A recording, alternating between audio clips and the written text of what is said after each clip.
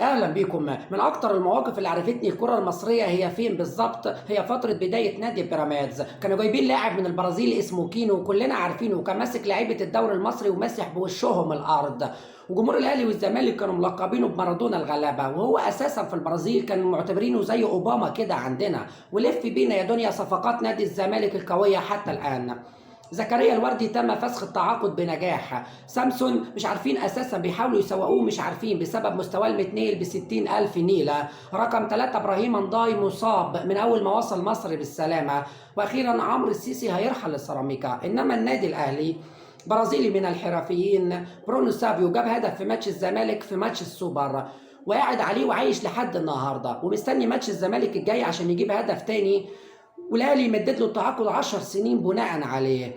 اما صفقه القرن شادي حسين هدف في 15 ماتش. واخيرا مصطفى ميسي اتحنط اساسا على الدكه. وبمناسبه الصفقات المضروبه في 2009 ممدوح عباس جاب لاعب لنادي الزمالك اسمه اولي كوفي كان بيلعب في نادي اسمه الجيش الايفواري، على كلام ممدوح عباس من نادي اسمه الجيش الايفواري. جابوا من ساحل العاج من كوت ديفوار، وقالوا عليه ان هو هجام وقاطع طريق ومجرم وقناص، وقلنا هيستغل تمن الفرصه. قلنا يا ميسر اخيرا هنجيب لاعب لنادي الزمالك وللفارس الابيض والقلعه البيضاء يغربل دفاعات الاخصام. وقلت كمان الحمد لله ان جه مهاجم هيخلي وائل جمعه يقول لك اغيثوني ويحبسوني في اوضه واحده مع فريده الشباشي.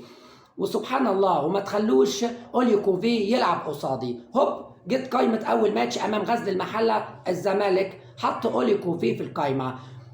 نزل اول الماتش استلم كرة على صدره ولا اروع، استلام ولا اروع، والدبل كيك الكرة في القائم. قلت اللهم صل على النبي، ده ولد فاجر وهيغربل دفاع الاخصام. وسبحان الله من وقتها وما جاش لقدام على الاطلاق.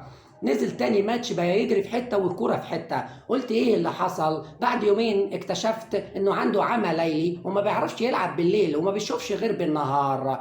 وبعديها بيومين اكتشفت ان مفيش اساسا نادي اسمه الجيش الايفواري، وان الولد اصلا كان هربان من الخدمه العسكريه وكان عسكري في الجيش. ولا حول ولا قوه الا بالله في الكره المصريه.